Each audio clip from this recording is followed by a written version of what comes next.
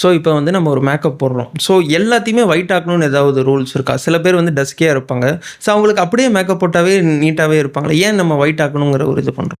ஆக்சுவலாக இது வந்து பிரைட்ஸோட ஒரு விஷாக கூட இருக்கலாம். ஸோ நிறைய பிரைட்ஸ் வந்து பார்த்தீங்கன்னா ஏன்னா இது எல்லாரும் பண்ணுறதில்ல, சில பீப்புள்ஸ் அது பண்ணுறாங்க இருக்கு. இப்போ அதுவும் பயங்கர ட்ரெண்ட் ஆகிட்டு இருக்கு.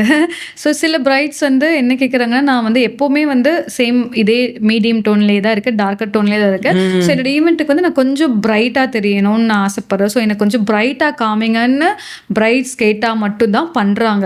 மோஸ்ட் ஆஃப் த ஆர்டிஸ்ட் வந்து பண்ணுறாங்க. சில பிரைட்ஸ் கேட்குறாங்க, சில பிரைட்ஸ் அக்கா என்னோட டோன்லேயே இருக்கணும், நானா இருக்கணும் அப்படின்னு கேட்கும்போது நாங்கள் அவங்களோட டோன்லேயே போவோம். ஸோ மீடியம் அண்ட் டஸ்கி டோனுக்கு வந்து அவங்களோட டோன்லேயே இருக்கிறது அவங்க இனிமேல் அழகாக காமிப்பாங்க, அவங்களா தெரிவாங்க. ஓகே, நீங்கள் என்ன சஜஸ்ட் பண்ணுவீங்க? நான் வந்து அவங்களோட டோன்லேயே தான் நான் வந்து சஜஸ்ட் பண்ணுவேன். மைட் பி ஒரு ஷேட் வேணால் இன்க்ரீஸ் பண்ணலாமே தவிர நான் வந்து 3 to 4 ஷேட்ஸ்லாம் நான் இன்க்ரீஸ் பண்ண மாட்டேன். ஸோ கொஞ்சம் நம்ம ஆப்வியஸாக அவங்க ஒரு லேயர் வேணால் அந்த மாதிரி, ஒரு லேயர் கிடையாது, ஒரு டோனத்தை லேயர். ஸோ அந்த மாதிரி பண்ணலாம்.